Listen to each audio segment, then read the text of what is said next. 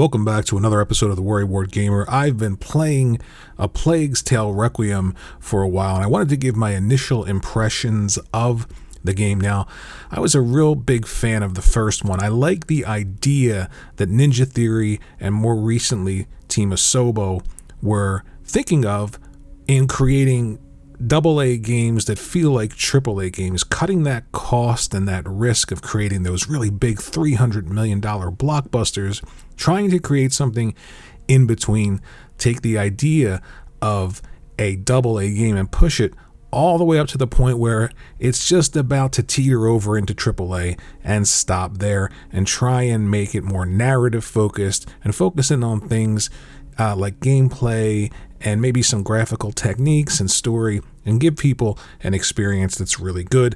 I think they did that with the first and they succeeded, but it had some problems, and I wanted to just give my initial impressions when it came to playing this. I'm playing it on the PlayStation 5. The first thing I'll say is that the Dualsense makes a hell of a difference with this game. This swinging right here, you actually feel the weight of anything in the sling as you throw it, and the triggers have that haptic feedback. Everything feels really great. When you're moving, each footstep goes to the left and the right side of the controller, and when you are in stealth and going through grass and things like that, just like in Horizon Forbidden West, you feel it on the controller. And the things that you use in the sling, the sound of the sling comes through the speaker on the controller in a much more immersive way, and it's utilized much better. The sound quality is much better this time around through that little speaker. Now, the first game was very good looking for a AA game, and I feel like this game is more of a refinement on the first game.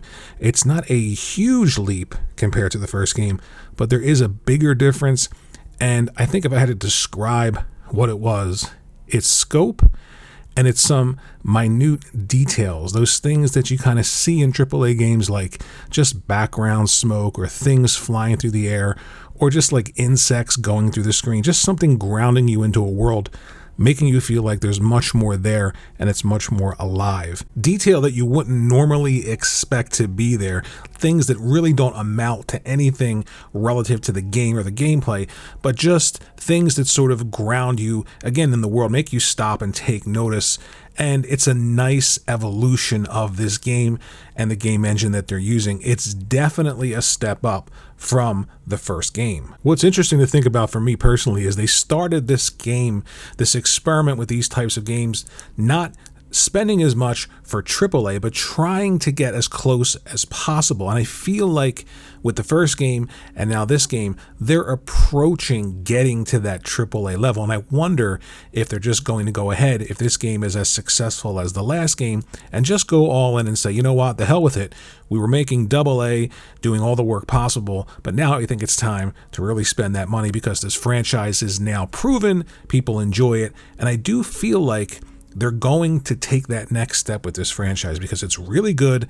It's got really good characters, a really good story, and compelling gameplay. It's a stealth game that focuses more on distraction and diversion to get from point A to point B. Now, there are some direct elements of attack, but it's much more intuitive when you're going through that level and trying to find all those distractions and hiding, and they do a much better job, I noticed early on, in introducing those mechanics. And I love the idea of hiding. It's a much more wide open area, and I love the idea of creeping through the bushes, using the diversions. You've got different tools this time, and the sling reacts much better. It's much quicker, and it feels more refined this time than it did the last. Now, I did notice some things that do ground this game in the AA space. The lip syncing on the characters when they're speaking isn't very great. Sometimes it doesn't even match up at all. I noticed some stuttering issues here and there, and the NPCs that you interact with don't have the same level of detail as the main characters, and that's fine because the main character is the one that they're using to tell the story, but you do notice that distinction between some enemies and Amicia and the way that she looks versus the way they look. So it does sort of pull you out a bit, but it is not that big a deal because, as I said, this is a big step up in terms of just moving from the first game to the second game and expanding upon all of the elements that were introduced. And I think it refines a lot of them in a way that it needed to. I will say that there are times that I was just absolutely blown away by just how great a scene looked. I would just stop and look around. The lighting is something that's much better from the first game. Again, I can't really put my finger on all of the things that are better because it's not just a huge leap from the first game to the second, but there are all these little refinements that come together. And if you played the first and you appreciated it, you're going to notice it here. The animations are better than they were in the first game. They're still not quite, AAA version animations and things like that. There's a bit of a disconnect between jumping through windows. You sort of stop. It's not as fluid as, say, something like The Last of Us 2, but what is? So these are all things that are just minor things that I've noticed that don't really detract from the experience. I mean, look at this as you come out into this wide open expanse. This type of gameplay here is much more refined from the first game. I absolutely love this section. A brutal takedown here, hiding from these guards. This guy's going to just axe this guy right in the face twice.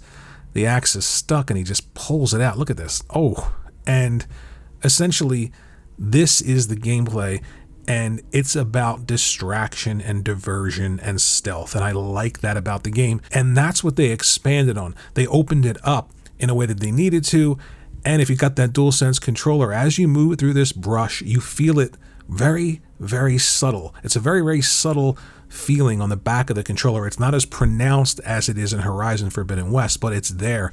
And I want to talk about those DualSense features again because they're very, very important.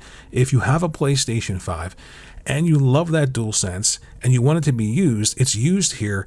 It's not just a gimmick. It feels like it's part of the game. I do have Game Pass. My subscription is not expired yet, and I did play the first couple levels of this game on my Xbox Series X as well. Looks just as good, plays just as good, but I did miss those features that the DualSense introduces to this game. And I feel like if you have both, you're going to want to play it on the PlayStation 5. But if not, it's not that big a deal. It's still a really good game, and I think that if you enjoyed the first, you're going to really enjoy the refinements of this game, and you feel them immediately. Overall, I'm really enjoying my time with the game so far. I definitely recommend it if you like these narrative-driven games that have these really great stories and really good gameplay. And I'm interested to know if you like the first game, if you're looking forward to this game, where are you playing it? Are you interested in the DualSense controller? Have you tried those features out yet? Are you playing it on your Xbox Series X? Are you playing it through Game Pass? Either way, I think it's a game that's worth playing. I'm having a good time with it. There's enough of a leap from the first game to this game to warrant this purchase or this playthrough or whatever, and I do hope that this game continues to evolve because I think this is one of those great games, series, and characters. You've got to start with compelling characters first and then work everything around them, and it's hard to do that, and I think they've done it here with these characters and this world. Let me know what you think in the comments section below. Thanks for watching, and I'll see you in the next video.